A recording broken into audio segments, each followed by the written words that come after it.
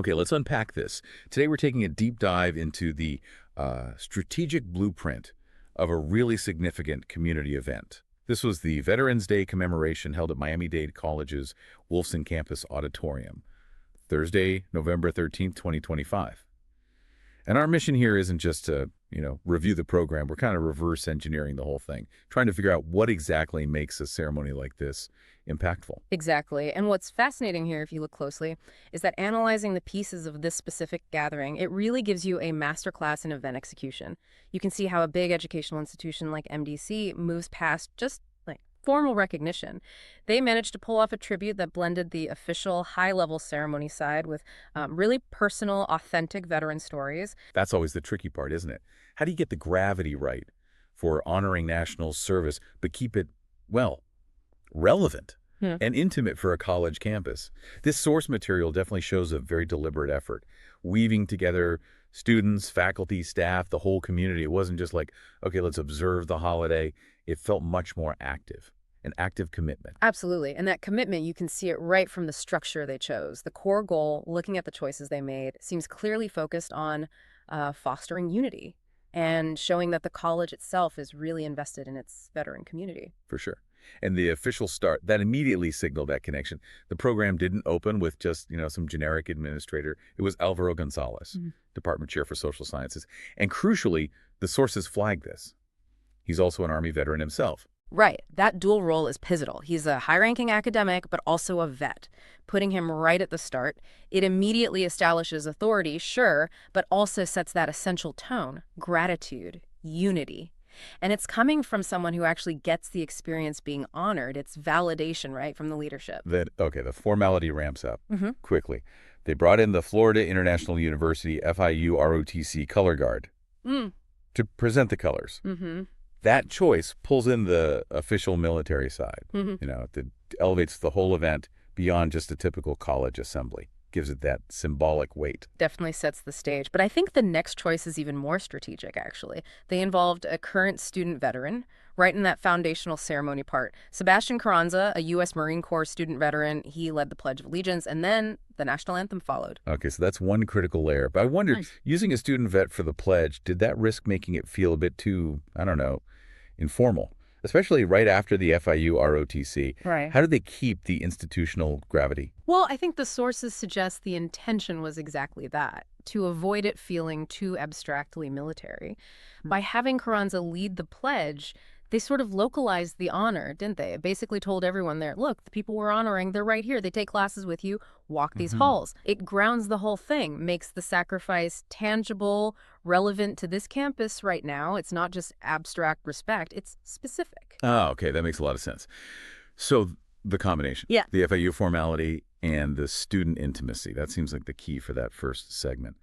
But, okay, after establishing that deep formality, they had to pivot to the personal side. That transition point, that can often be the roughest part of these ceremonies to pull off smoothly. Precisely. And they handled it by centering the personal experience. Angel Castro, another Army student veteran, he took the lead for the veteran-student reflection and in the moment of silence. By this point, the audience has seen the flag, heard the pledge. They're kind of emotionally prepped to hear a story.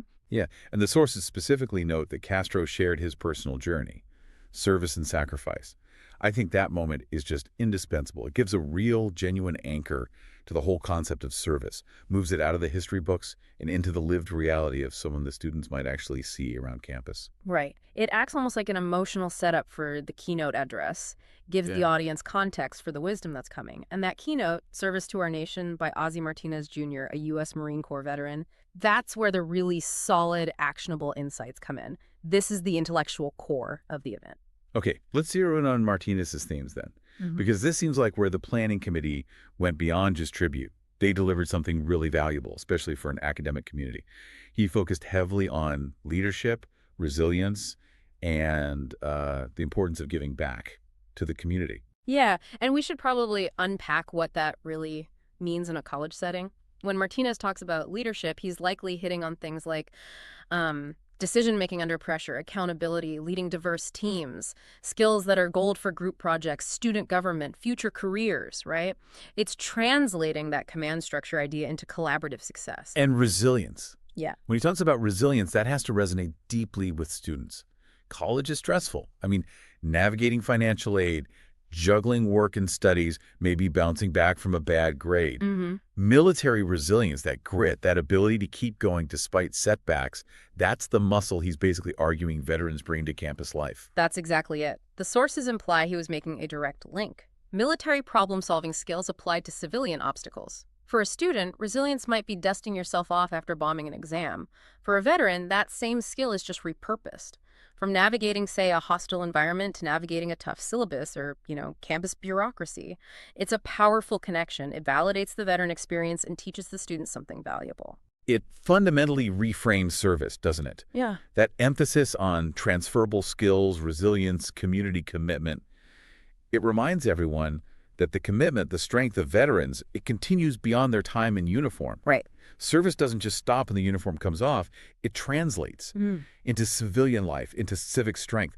That, I think, was the core strategic insight the planners wanted to get across. And if you connect that to the bigger picture, the event was almost like commissioning these veterans as leaders within the academic community, highlighting that their military experience isn't just some past chapter. It's a highly valuable qualification, something that can strengthen the institution itself moving forward.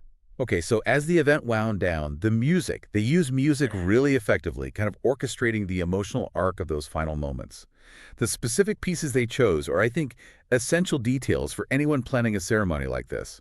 Yeah, they definitely engineered a deliberate emotional contrast there. The first piece they picked was Homeward Bound by Marta Keene. This was performed by the NWSA Opera Theater Ensemble, directed by Sarah Cambridge with Sylvia Alonso on piano. Homeward Bound.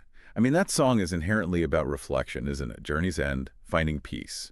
It's a very moving, intimate piece. Lets the audience kind of internalize the weight of Castro's story. Martinez's reflection offers that sort of soft, thoughtful tribute. Forces an emotional pause, really. But if they just ended there, the whole ceremony might have felt a bit too melancholy.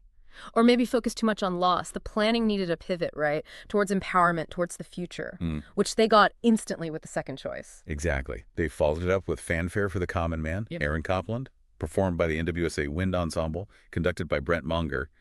And that's a monumental shift in feeling. You go from that reflective intimacy, piano and voices, to the full power of a wind ensemble. That pairing reflection, then this powerful, unapologetic fanfare, it created a perfectly balanced emotional close.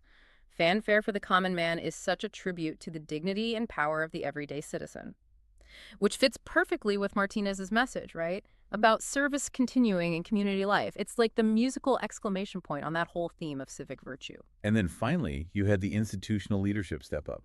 Dr. Beatrice Gonzalez, the Wolfson campus president, she delivered the closing remarks. This is the moment where the institution formally sort of claims ownership of the tribute. And what's really central there is who she recognized. The sources are explicit about this.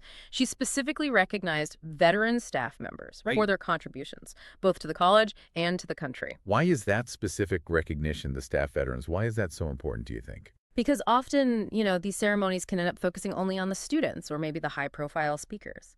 By recognizing veteran faculty and staff, the people running the registrar's office, teaching classes, managing facilities, Dr. Gonzalez made sure that honor spread through the entire organization.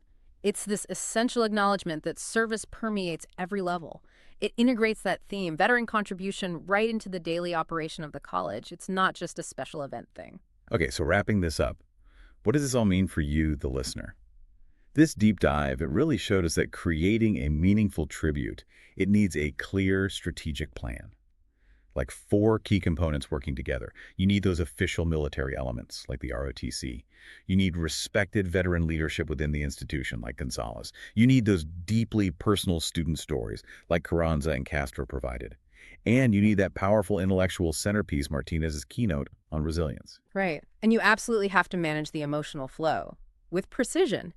Using carefully chosen art, like here, that dynamic contrast with the NWSA ensembles to guide the audience, from reflection to resolution and finally to empowerment. Yeah, the whole comprehensive nature of this program, it really highlights an institutional commitment. It's not just seeing service as a day of remembrance. It's treating it like an ongoing relationship, one where the institution is actively trying to translate those military leadership skills into, well, academic and civic assets. Yeah. And that brings us, I think, to our final thought, something for you to consider. Ossie Martinez Jr.'s keynote, it really hammered home that idea of commitment and strength beyond the time in uniform. So, if a key takeaway is successfully translating military leadership and resilience into civilian life, what tangible evidence should you look for? In your own community, could be a college, your workplace, your neighborhood. What shows you that this translation is actually being recognized and supported and, frankly, rewarded? That recognition, that ongoing support, that's the real measure of a community's commitment to service.